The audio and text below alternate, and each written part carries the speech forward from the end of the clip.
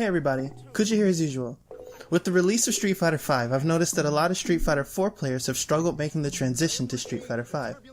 One of my friends has felt this change in pace harder than anyone else I've spoken to up to this point, which inspired me to make this small guide to try to help newcomers and veteran players alike accustom themselves to the new system.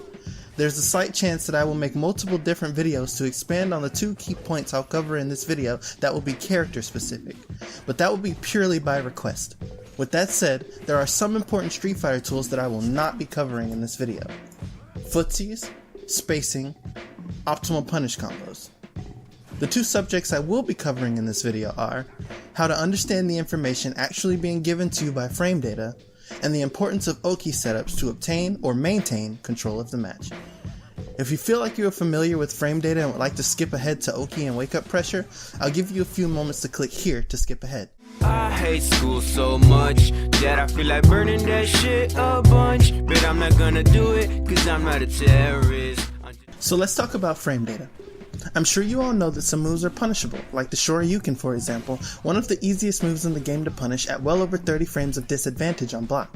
But that's obvious, and certainly not what matters the most in Street Fighter V. I want to talk about those pesky -2 and +2 moves. As small as these two numbers may seem at first, they completely dictate to both players what can and cannot be done. Let's start with a common -2 situation, Karin's Orochi. In this situation, there are a few important things you must consider outside of actually getting damage for a punish on block. You now have the frame advantage necessary to turn the match back into your favor. In this situation, you have the option to create space by backing away, challenging a button press with your own normal, or wait for an invincible reversal if you expect your opponent to challenge you from disadvantage. The logic here is that you are now at +2, which means any move you do will have 2 frames taken away from whatever its startup is.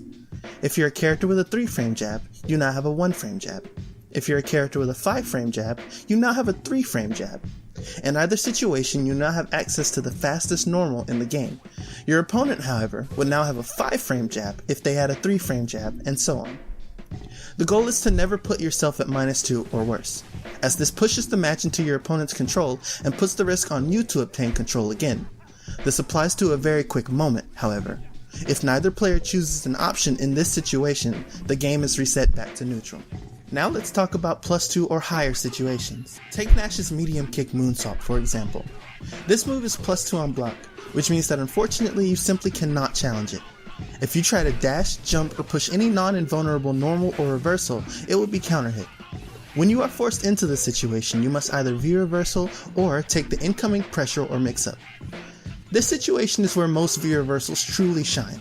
For most characters, doing a V-reversal here will reset the situation back to neutral at 0 frames on block, or put you in advantage of +1 up to +3 on hit.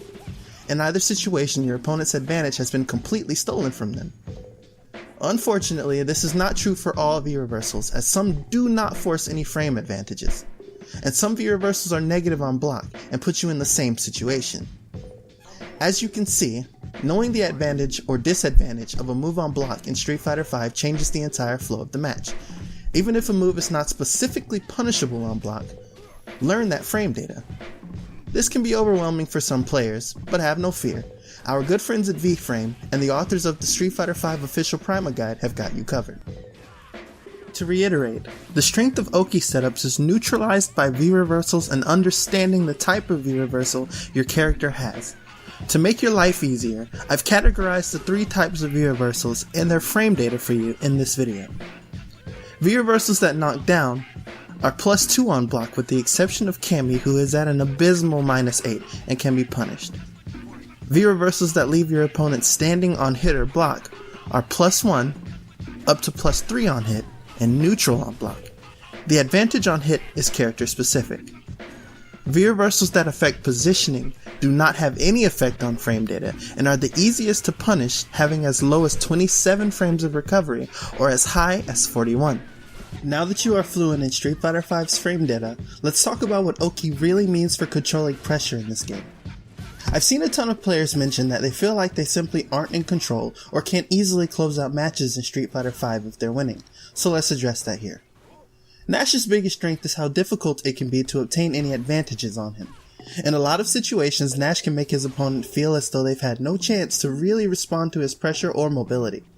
The cause of this is that he can easily and reliably force the +2 or higher situations that we spoke about earlier. For Nash, crouching medium punch, standing medium punch, medium kick scythe into meaty medium kick moonsault prevents jump outs and wake up jabs. Those options get stuffed and allow Nash to combo into another knockdown, which immediately leads to the same situation. The same can be said for Chun-Li, who has the ability to dash after a confirmed EX lightning legs and place a meaty forward roundhouse on her opponent if they back roll, which can be confirmed into another EX leg which sets up the same situation. But what happens if you block these setups? Well, it means that you've avoided some damage but you still do not have the ability to challenge them. Street Fighter V is a game that is designed almost exclusively around having the ability to force your own +2 situations on your opponent. This logic is not exclusive to top tier, and every character has their own way of abusing their designated +2 or higher move. Mastering your character's strategy is massively important to playing Street Fighter V, as it forces structure that otherwise would not be there, and always leaves you in complete control of the match. With knowledge of this, there should no longer be an issue of losing matches that you should be winning.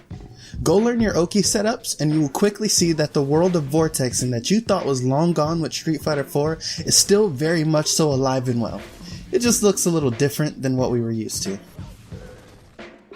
So finally we've reached the end of this video. If you like more videos like this, please let me know by rating my video or letting me hear your voice in the comments section. I would also love to do some match reviews for the players who like to have their gameplay critiqued by a seasoned player completely for free, live on stream, and then soon after upload it to YouTube for you to come back and look at as you see fit. Thanks guys.